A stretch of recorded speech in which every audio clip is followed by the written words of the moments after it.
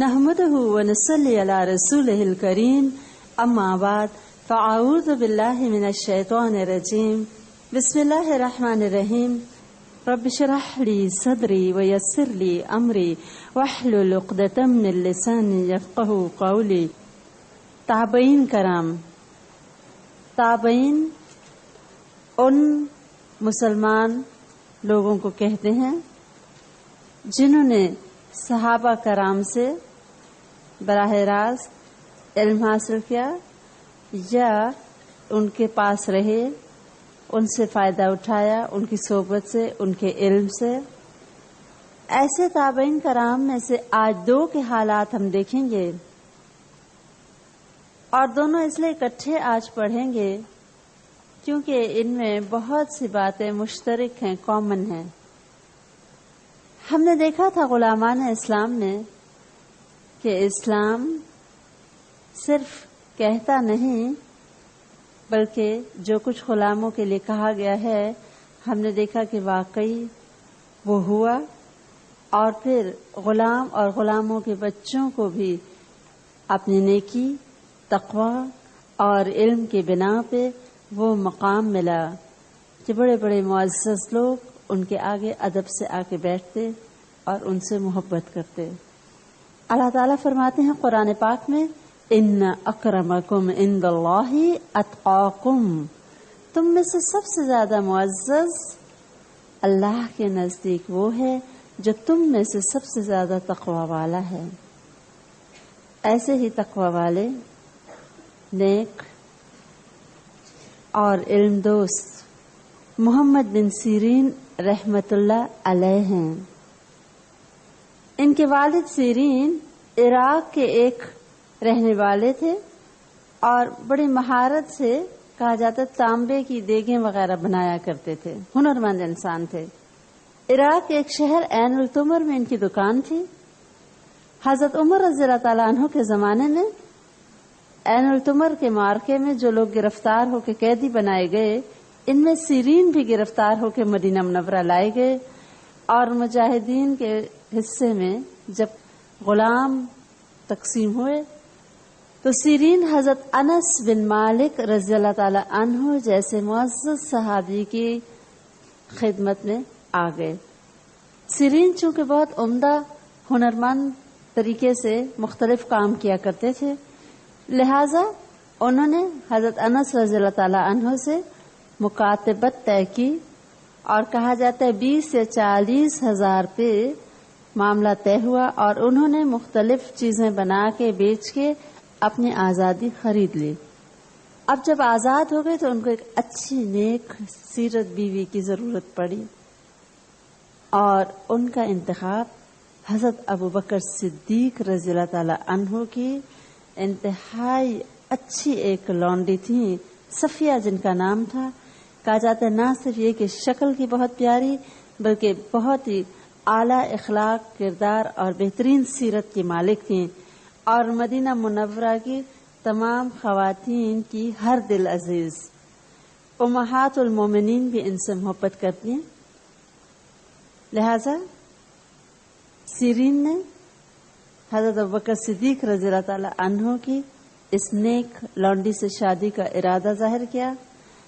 اس شادی میں 3 امہات المومنین نے صفیہ کو خود دلہن بنایا، سنوارا، سجایا، اور نکاح میں 18 بدری صحابہ نے شرکت کی، اور اس جوڑے کے لیے دعائیں مانگی گئیں.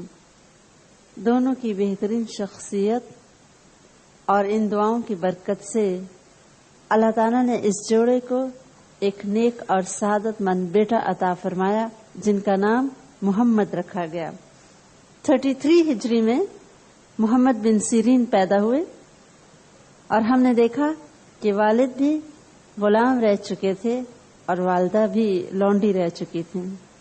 حضرت انس بن مالک رضی اللہ تعالیٰ عنہ وہ صحابی تھے جو حضور صلی اللہ علیہ وسلم کی خدمت میں 10 برس رہے تھے. اگر آپ کو یاد ہو ان کی والدہ نے آ کے آپ کی خدمت میں دے دیا تھا اپنے بیٹے کو جب 10 سال کے تھے. حضور صلی اللہ علیہ وسلم کے ساتھ مستقل رہے اور علم اور تربیت حاصل کر چکے تھے، اور اب محمد بن سیرین رحمۃ اللہ علیہ نے ایسے ہی صحابی کی صحبت اور ان سے تعلیم حاصل کرنے کا شرف پایا۔ انس بن مالک رضی اللہ تعالیٰ عنہ کے علاوہ حضرت ابو ہریرہ رضی اللہ تعالیٰ عنہ کی صحبت بھی ان کو ملی، اور ان دونوں صحابیوں سے علم حاصل کیا، ان کی صحبت میں بہترین تربیت پائی، اور اس کے ساتھ ساتھ حسن بصری رحمت اللہ علیہ جو انہی کے دور کے بہت مشہور عالم تھے، ان کے ساتھ یہ بیٹھتے، اور اس طرح انہوں نے ان سب لوگوں سے حدیث کا بہترین علم حاصل کیا۔ اور حدیث کے علاوہ امام نووی لکھتے ہیں کہ ابن سیرین رحمۃ اللہ علیہ تفسیر، حدیث، فقہ اور تعبیر الرؤیا وغیرہ کے فنون میں امام تھے۔ تعبیر الرؤیا کیا ہے؟ خوابوں کی تعبیر دینے میں ماہر سمجھے جاتے ہیں ابن سیرین رحمۃ اللہ علیہ۔ تو بیک وقت تفسیر، حدیث، فقہ اور تعبیر الرؤیا کے امام کہلائے جاتے ہیں۔ انہوں نے حدیث کے سلسلے میں اور بھی صحابہ کرام سے علم حاصل کیا، جن میں ہم دیکھتے ہیں حضرت زید بن ثابت رضی اللہ تعالی عنہ، حضرت حذیفہ بن یمان رضی اللہ تعالی عنہ، حضرت عبداللہ بن عمر رضی اللہ تعالی عنہ، حضرت عبداللہ بن عباس رضی اللہ تعالی عنہ، حضرت حسن رضی اللہ تعالی عنہ بن علی رضی اللہ تعالی عنہ، حضرت جندب بن عبداللہ رضی اللہ تعالی عنہ، حضرت رافع بن خدیج رضی اللہ تعالی عنہ، حضرت سمرہ بن جندب رضی اللہ تعالی عنہ، اور ان صحابہ کرام کے ساتھ ساتھ اور بھی صحابہ کرام ہیں، اور ام المومنین حضرت عائشہ رضی اللہ تعالی عنہا جیسی محدثہ سے بھی انہوں نے علم حاصل کیا۔ اسی لیے ابن سعد، حافظ ذہبی اور امام نووی انہیں امام الحدیث کہتے ہیں۔ امام الحدیث۔ اتنا علم حاصل کرنے کے بعد ان کی احتیاط کا یہ عالم تھا کہ حدیث سننے میں اور بیان کرنے میں انتہائی احتیاط سے کام لیتے۔ ذرا سا بھی کسی شخص کا کردار بہترین سے کم ہوتا تو اس سے حدیث نہیں سنا کرتے تھے، اور اسی طرح حدیث بیان کرتے ہوئے بھی بہت ڈر ڈر کے حدیث بیان کرتے کہ کہیں کوئی بھول چوک نہ ہو جائے۔ فرماتے تھے اگر کسی بات کرنے والے کو یہ معلوم ہو جائے کہ اس کی باتیں مواخذہ کے لیے قلم بند کی جاتی ہیں تو وہ گفتگو کم کر دے۔ اگر کسی بات کرنے والے کو یہ معلوم ہو جائے کہ اس کی باتیں مواخذہ کے لیے لکھی جا رہی ہیں تو وہ گفتگو کم کر دے۔ اور جو بڑے حدیث کے عالم اور ائمہ کرام تھے اس زمانے کے، وہ بھی بہت سے لوگوں کو فرماتے کہ اگر تم کو حدیث کا علم حاصل کرنا ہے تو ابن سیرین کے پاس جاؤ۔ بہت سچے انسان تھے۔ ہشام بن حسان کہتے ہیں میں نے انسانوں میں سب سے زیادہ سچا ابن سیرین کو پایا۔ شعیب بن حجاب کا بیان ہے کہ شعبی ہم لوگوں سے کہتے تم لوگ ابن سیرین کا دامن پکڑو۔ شعبی جو خود بہت بڑے عالم ہیں، وہ لوگوں کو کیا کہہ رہے ہیں؟ ابن سیرین کا دامن پکڑ لو، ان کے پاس جاؤ۔ اس لیے ہم دیکھتے ہیں کہ ان کے ارد گرد حدیث کا علم سیکھنے والوں کا ایک وسیع حلقہ موجود رہتا، اور ان میں بہت بڑے بڑے لوگ بھی آیا کرتے تھے۔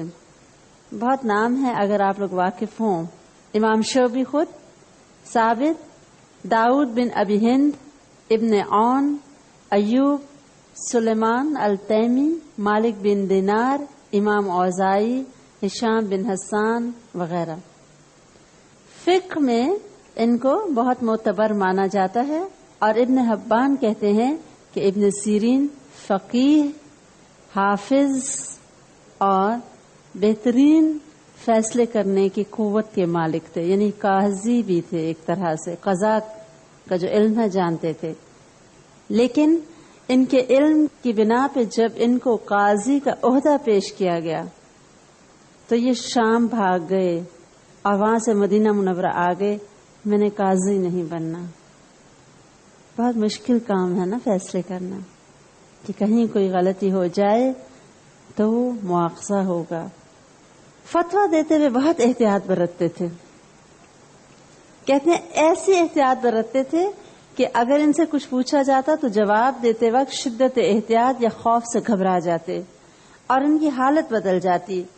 اشش بیان فرماتے ہیں جب ہم ابن سیرین کے پاس بیٹھتے تو وہ باتیں بھی کرتے تھے, ہنستے بھی تھے, حالات بھی پوچھتے تھے, لیکن جہاں ان سے فقہ کا کوئی مسئلہ یا حرام اور حلال کے متعلق پوچھا جاتا تو ان کا رنگ بدل جاتا تھا.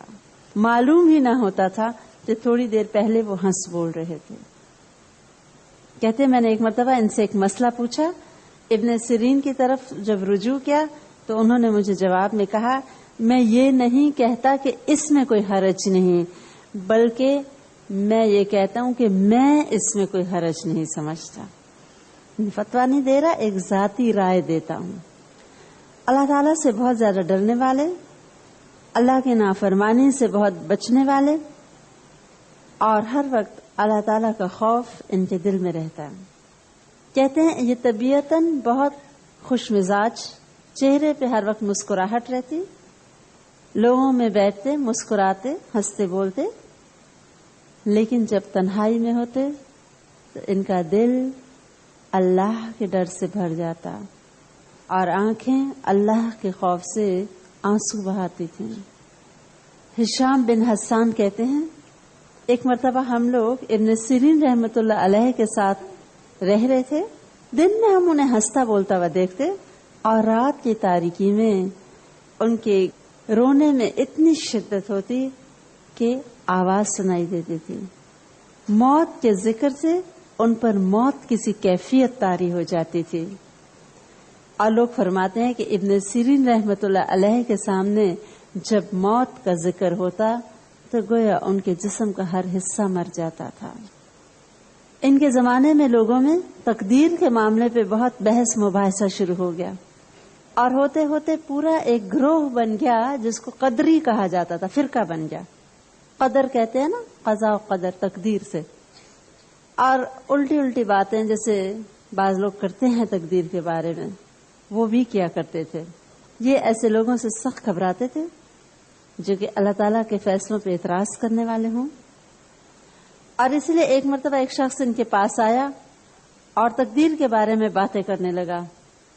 انہوں نے اس کو جواب میں یہ آیت تلاوت فرمائی کہ یقیناً اللہ تعالیٰ عدل, احسان اور قرابت داروں کو دینے کا حکم دیتا ہے, بے حیائی اور ناشائستہ باتوں اور زیادتی کرنے سے منع کرتا ہے, اور تم لوگوں کو نصیحت کرتا ہے تاکہ تم اس کو یاد رکھو. کوئی ایسی بات کا جواب بھی نہ دیا جس میں کوئی شک ہو کہ کوئی اللہ تعالیٰ کی رضا کے خلاف نہ بات نکل جائے منہ سے. یہ آیت سنا کے انہوں نے اپنے کانوں میں انگلیاں ڈال دیں اور وہ شخص جو باتیں کر رہا تھا اس کو کہتے ہیں تم میرے پاس سے جاتے ہو یا میں خود اٹھ جاؤں. سننا بھی نہیں گوارا کیا کہ تقدیر پہ آ کے کوئی بحث مباحثہ کرے. اور پھر کہتے تھے کہ مجھے ڈر تھا ایسا نہ ہو کہ یہ شخص کوئی ایسا خیال میرے دل میں پھونک دے جس کو دور کرنے کی مجھ میں قدرت نہ ہو, اس لیے میں نے یہی مناسب سمجھا کہ میں اس کی باتیں ہی نہ سنوں. احتیاط برتتے تھے یہ لوگ, ایمان میں خلل نہ آئے کسی بات پہ بھی. کہا جاتا ہے عبادت بہت شوق سے کرتے اور علم کے ساتھ ساتھ عبادت میں بھی انتہائی کمال کرتے. تنہائی میں تسبیحات کرتے, سوتے وقت ذکر الہی میں مشغول ہوتے اور دن میں اکثر روزے رکھا کرتے تھے. وضو میں بہت اہتمام برتتے اور وضو کے اعضاء خوب اوپر اوپر تک دھویا کرتے تھے. تو حدیث ہے نا, آپ صلی اللہ علیہ وسلم نے فرمایا اعضاء کے چمکنے سے اپنی امت کو پہچانوں گا. زکوٰۃ بہت اہتمام سے دیتے, اللہ تعالیٰ کے بندوں کی مدد فرماتے.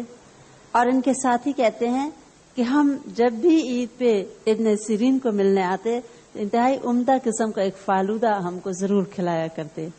تو گویا مہمان نواز, عبادت گزار اور بہت زیادہ اللہ تعالیٰ سے محبت کرنے والے اور اس سے ڈرنے والے. مسجدوں کا خاص خیال کرتے، یہ اللہ کا گھر ہے، اور اپنے کپڑے سے کبھی کبھی مسجد کو صاف کر دیا کرتے اگر کوئی اور چیز نہ ملتی کہ مسجد کو صاف کیا جائے۔ اس شدت احتیاط کی بنا پہ کبھی کبھی ان کو بہت بڑا مالی نقصان بھی ہوتا تھا۔ کسی چیز میں ذرا شک آ جاتا تو اس کو جتنا بڑا بھی نقصان ہوتا پرواہ نہ کرتے، مالی نقصان برداشت کر لیتے تھے، لیکن شک کے بنا پہ کمائی چھوڑ دیتے تھے۔ تجارت کیا کرتے تھے، تجارت بھی تھی اور دکانداری بھی تھی۔ ایک مرتبہ ان کو تجارت میں جب انہوں نے غلہ خریدا تو 80,000 کا فائدہ ہو رہا تھا، لیکن ان کو شک آ گیا کہ کہیں یہ ربا نہ ہو۔ بہت صاف واضح طور پہ منافع نہیں تھا محسوس ہو رہا، یوں محسوس ہوا کہ اس میں ربا یا سود کا شائبہ ہے۔ 80,000 کا نقصان کر دیا اور وہ سارا کا سارا منافع چھوڑ دیا کہ کہیں میری کمائی میں سود نہ شامل ہو جائے۔ اسی طرح ایک مرتبہ انہوں نے 40,000 کا روغن زیتون خریدا، زیتون کا تیل۔ جب وہ پیپے کھولے تو ایک پیپے میں مرا ہوا چوہا نکل آیا، تیل کے پیپے میں۔ اب انہوں نے سوچا کہ شاید یہ جس بڑے پیپے میں ہوگا، ہو سکتا ہے ایک ہی جگہ سے سب پیپے میں تیل ڈالا گیا ہو، اور مرے ہوئے چوہے والا خراب ہے تیل، لہذا انہوں نے سارا تیل پھینکوا دیا۔ 40,000 کی بہت بڑی رقم تھی، پوری رقم جس سے خریدا تھا اس کو ادا نہ کر سکے، لہذا ان کو قید کر دیا گیا۔ جو سودا بیچتے گاہک کو اچھی طرح سے تسلی کراتے، ہر طرف سے چیک کرواتے، اور میمون بن مہران فرماتے ہیں، کہتے ہیں میں کوئی کپڑا خریدنے کوفہ گیا، محمد بن سیرین کی دکان پہ پہنچا۔ جب میں بھاؤ کر کے کوئی کپڑا خریدتا تو وہ مجھ سے 3 مرتبہ پوچھتے تھے کہ تم اس کی خریداری پہ راضی ہو؟ اس کے بعد بھی تسلی نہ ہوتی، 2 آدمیوں کو گواہ بناتے اور ان مراحل کے بعد کہتے اب سامان لے لو تم۔ وہ کہتے ہیں اتنی احتیاط برتتے تھے کہ میں ہمیشہ اپنا سارا سامان انہی کی دکان سے خریدتا تھا۔ تو امانت داری ان دا لانگ رن انسان کو بہت فائدہ دیتی ہے۔ مستقل گاہک تھے جو سیدھا انہی کے پاس آتے اور انہی سے لے کے سامان جاتے۔ وہ کہتے یہاں تک کہ سامان لپیٹنے کے لیے جو کپڑا چاہیے ہوتا تھا وہ بھی میں انہی کے ہاں سے خریدتا تھا۔ کہتے ہیں اس زمانے میں پیمانے کی مقدار گھٹتی بڑھتی رہتی تھی، سٹینڈرڈ ویٹس نہیں تھے، لہذا ایک تو جو سرکاری طور پہ ہوتا تھا پیمانہ، اس سے وزن کر کے سامان تولتے، اور اسی طرح اگر کوئی زیادہ بڑی چیز ہوتی تو اپنے طرف سے بھی ایک خاص وزن ڈال کے اس کو تولتے اور اس کو مہر لگا کے محفوظ کر لیتے تھے جس پیمانے سے ناپتے۔ جب کہتے ہیں مال واپس کرنے لگتے لوگ ان کو، تو پھر اپنے جو ان کے پاس پیمانہ تھا اس سے دوبارہ وزن کرتے ہیں مہر توڑ کے، تاکہ کسی کے ساتھ زیادتی نہ ہو جائے کہ سرکاری پیمانہ اگر گھٹ بھی گیا ہے تو جو میں نے جس پیمانے سے وزن کیا ہوا ہے اس سے چیک کر لوں، لینے والے کو نہ نقصان ہو۔ کھوٹے پیسے اس زمانے میں آپ جانتے ہیں کہ آ جایا کرتے تھے، اور یہ کھوٹے پیسے کو کبھی بھی آگے نہیں چلاتے تھے، مجھے تو نقصان ہو گیا کسی اور کو نہ ہو، لہذا تمام کھوٹے پیسے ایک ڈبے میں بند کرتے رہتے، اور ان کے انتقال کے بعد جب وہ ڈبہ کھولا گیا تو 500 کھوٹے پیسے نکلے۔ حلال کی کمائی خود بھی کماتے اور لوگوں کو بھی کہتے کہ لوگوں، اللہ کی جانب سے حلال روزی تمہارے لیے مقدر ہو چکی ہے، اسی کو تلاش کرو، اگر تم حرام کے ذریعے سے اس کو حاصل کرو گے تو بھی اس سے زیادہ نہ ملے گا جو تمہارے لیے مقدر ہو چکا۔ حرام سے اس قدر بچا کرتے تھے کہ ایک مرتبہ ایک شخص نے ان پہ 2 درہم کا دعویٰ کیا۔ 2 درہم بہت ہی معمولی رقم ہے، انہوں نے انکار کر دیا۔ دعویٰ کرنے والے نے کہا کہ آپ قسم کھائیں، انہوں نے قسم کھا لی۔ وہ حیران ہو گیا اور لوگوں نے کہا آپ نے اتنی چھوٹی رقم دے لے قسم کھا لی؟ کہتے ہیں ہاں، اس لیے کھائی کہ میں جان بوجھ کے اس شخص کو حرام نہیں کھلا سکتا، مجھے پتا ہے کہ جھوٹا دعویٰ کر رہا ہے، اگر قسم نہ کھاتا تو یہ حرام کھا لیتا، میں 2 درہم دیتا تو وہ حرام تھے کہ جھوٹ بول کے یہ لے رہا تھا۔ بہت احتیاط برتتے امیر اور اس زمانے کے جو سلاطین تھے، حکمران، وہ ان کی عزت کرتے اور ان کی عزت اور محبت میں ان کو تحفے بھیجا کرتے تھے، لیکن یہ احتیاطاً ان کے تحائف نہ لیتے تھے، قبول ہی نہ فرماتے تھے، خیانت سے بہت گھبراتے تھے، اور نہ صرف یہ کہ خود خیانت نہیں کرتے تھے بلکہ دوسروں کو بھی خیانت کرنے میں مدد نہ دیتے تھے۔ ایک مرتبہ جب یہ قید کے زمانے میں تھے، جیسے میں نے ابھی آپ کو سنایا کہ ایک مرتبہ زیتون کا تیل کا وہ نہ دے سکے واپس رقم، تو قید ہونا پڑا۔ اتفاق سے جیل کا محافظ ان کو جاننے والا تھا، ان کو معلوم تھا یہ عبادت کرتے ہیں، بہت زیادہ احتیاط پاکی، تو ان کو کہنے لگے آپ رات کو گھر چلے جایا کریں اور صبح صبح آ جایا کریں، رات کو آرام سے گھر میں عبادت کر کے۔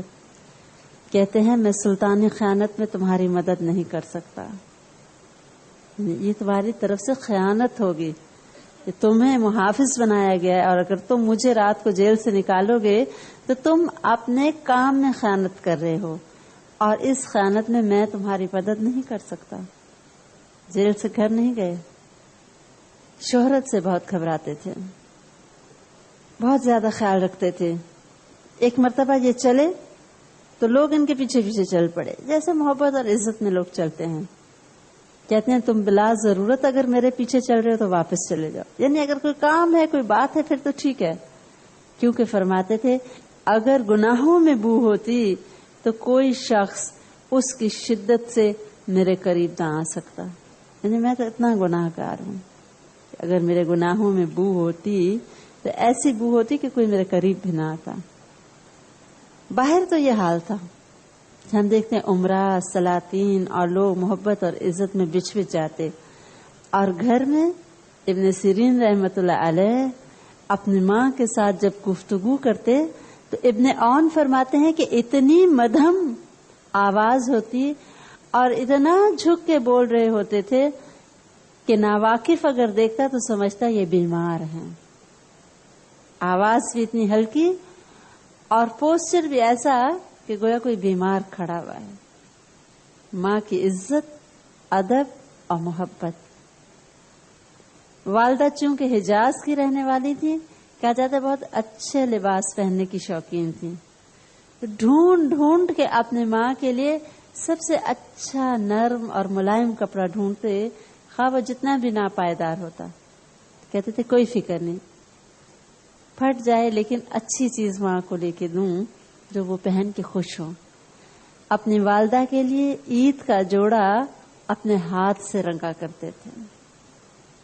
بہت مالدار ہو چکے تھے، آپ نے دیکھا کتنے کتنے بڑے سودے کر رہے، کتنے کتنے بڑے منافع آ رہے ہیں، لیکن ماں کی عزت اور محبت نے اپنے ہاتھ سے اپنے والدہ کا جوڑا رنگتے، اور باہر بے باک، نڈر اور حق کے معاملے میں کوئی پرواہ نہ کرتے کسی کی۔ ان کا بلند اخلاق ایسا تھا، کبھی کہتے تھے کہ میں نے کسی کی اچھائی پہ اس سے حسد نہیں کی، حسد کی ہی نہیں۔ اور یہی وجہ ہے جب انس بن مالک رضی اللہ تعالیٰ عنہ جیسے جلیل القدر صحابی کا انتقال ہوا اور تمام صحابہ کرام میں سے سب سے طویل عمر انہوں نے پائی تھی، تو انہوں نے مرتے وقت وصیت کی کہ میری میت کو غسل ابن سیرین رحمت اللہ علیہ دیں گے۔ جس وقت ان کا انتقال ہوا ابن سیرین رحمت اللہ علیہ قید میں تھے، لہذا حاکم شہر نے ان کو اجازت دی، سیدھا آئے، ان کو غسل دیا، نماز جنازہ پڑھوایا اور سیدھا قید خانے میں واپس چلے گئے۔ گھر والوں سے بھی نہ ملے کہ مجھے صرف اجازت اتنی ہی تھی کہ میں ان کو غسل دے دوں۔ ابن عون کہتے ہیں کہ حسن بصری رحمت اللہ علیہ ایک زمانے میں حکومت کی اس میں مخالفت میں چھپ گئے تھے، ایسے میں ان کی بیٹی کا انتقال ہو گیا کہ ابن عون فرماتے ہیں میں نے جا کے ان کو اطلاع دی، اور مجھے خیال تھا کہ حسن بصری رحمت اللہ علیہ مجھ کو ہی کہیں گے کہ میں ان کی بیٹی کا نماز جنازہ پڑھا دوں، لیکن انہوں نے ضروری ہدایات دینے کے بعد ابن سیرین رحمت اللہ علیہ سے نماز جنازہ پڑھوانے کا حکم دیا۔ لوگ یہ بھی شرف سمجھتے تھے کہ ابن سیرین رحمت اللہ علیہ ہماری نماز جنازہ پڑھوائیں۔ 110 ہجری میں بیمار ہوئے، آخری عمر میں ان پہ 40,000 کا قرضہ بھی رہتا تھا. ان کو بہت فکر ہوئی. ان کے اولاد تو بہت ہوئی تھی لیکن صرف ایک بیٹا عبداللہ ہی زندہ رہے تھے. انہوں نے والد کو کہا آپ کے قرض کی ذمہ داری میں اٹھاتا ہوں. اس کے بعد اپنے بیٹے کے لیے دعائے خیر کی اور مرتے وقت لوگوں کو وصیت کی کہ لوگوں اللہ کا خوف کرتے رہنا، آپس میں صلح سے رہنا. اگر مومن ہونے کا دعویٰ ہے تو اللہ تعالی اور رسول صلی اللہ علیہ وسلم کی اطاعت کرنا. اللہ نے تمہارے لیے ایک ہی دین منتخب کیا ہے، اسی پہ مرنا. صدق اور عفاف زنا اور جھوٹ سے بہتر اور پائیدار ہیں. یہ تمام وصیتیں کر کے 80 سال کے قریب ان کی عمر تھی. جمعے کا دن تھا. دنیا سے جانے کا وقت آ گیا. بہترین باتیں، بہترین اخلاق، بہترین کردار اور بہترین عملی نمونہ چھوڑ کے دنیا سے گئے. ان اکرمکم عند اللہ اتقاکم. تم میں سے سب سے معزز اللہ تعالیٰ کے نزدیک وہ ہے جو تم میں سے سب سے زیادہ تقوی والا ہے. تقوی کی ہی بنا پہ یہ عزتیں ملیں. ایک کمنٹ پڑھ دیتی ہوں. ہم جو یہ کہتے ہیں کہ ہم نے تو حضور صلی اللہ علیہ وسلم کو دیکھا ہی نہیں تو ہم ان کی محبت میں یہ کیسے کر سکتے ہیں. اب ہمیں ان لوگوں کی مثالیں بھی مل رہی ہیں جنہوں نے حضور صلی اللہ علیہ وسلم کو نہیں دیکھا لیکن وہ کارناموں میں صحابہ کرام سے پیچھے نہ تھے. بہت اچھی بات ہے. اب ہمیں واقعی عملی سبق مل رہا ہے. انہوں نے کہا کہ ہم اب پڑھ رہے ہیں تو اگر کوئی کہتا ہے یہ کام کرو تو ہم کہتے ہیں ہمارے پاس تو وقت ہی نہیں. اور وہ ہم دیکھ رہے ہیں کہ کتنے کام کرتے تھے، باتیں بھی کرتے تھے. باہر اپنا بزنس تھا بہت بڑا لیکن والدہ کے کام اپنے ہاتھوں سے کرتے تھے. اور آپ دیکھیں ایک مرد ہو کے کر رہے ہیں. اگر ایک بیٹی کرتی تو چلو وہ تو گھر میں ہوتی ہے. اور ایسے مرد ہیں جو علم سیکھ بھی رہے ہیں، سکھا بھی رہے ہیں، اپنا کاروبار بھی سنبھال رہے ہیں. ایک پنجابی کا شعر ہے، یہ سلطان باہو کا شاید نام آپ نے سنا ہو، اور بہت اچھے اشعار پڑھتے ہیں. نیچا دی آشنائی تو کسے نہ فیض پایا ہو، ککر تے انگور چڑھایا ہر گوشہ زخمایا ہو. ان کا وہ تھا، ہر بسرے کے اینڈ میں بولا کرتے تھے. وہ کہتے تھے کہ نیچ لوگوں کی دوستی یا واقفیت سے کسی کو فائدہ نہیں ہوا. ایسے ہی ہے جیسے کیکر کے پیڑ پہ انگور کی بیل چڑھائی جائے تو ہر اس کا جو گچھا ہے وہ زخمی ہو جائے کانٹوں سے.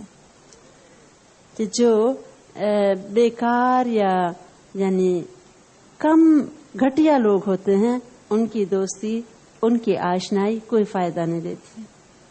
وہ کیا ہے؟ گویا کانٹے دار ایک درخت ہے جو بار بار آپ کو زخم نہیں دے گا.